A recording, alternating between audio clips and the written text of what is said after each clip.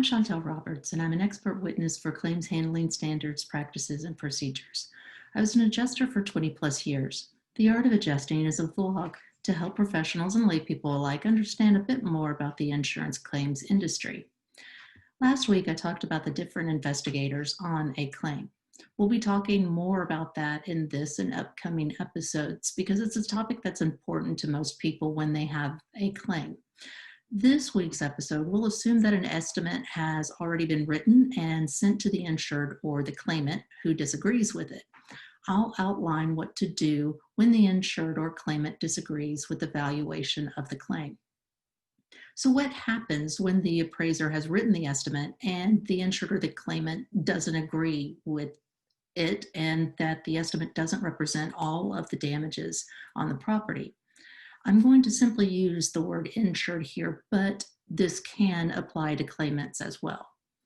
The insured should contact the adjuster and state specifically why the estimate doesn't cover all of the damages. Simply stating this isn't enough money to repair the damage isn't concrete enough. However, if the appraiser missed a part of the damage, for example, they didn't see that there was interior water damage in the guest bedroom, so that's not on the estimate, this should be mentioned. One of the best ways to avoid this issue from occurring in the first place is for the appraiser to meet with the insured's contractor of choice or the public adjuster. These two people should arrive at an agreed cost of repairs, which means both of the representatives agree that XYZ is the damage and it would take ABC amount to fix that damage. This is the best way to avoid these kinds of surprises. When the insured complains that the estimate is not sufficient, the adjuster has a duty to send the appraiser back out to re-inspect the property. If the appraiser and the contractor or the public adjuster can't agree, this is when experts such as engineers usually become involved in the claim. All states have a Department of Insurance, which can help insureds with their claims. However, it isn't always necessary to file a complaint with the Department of Insurance.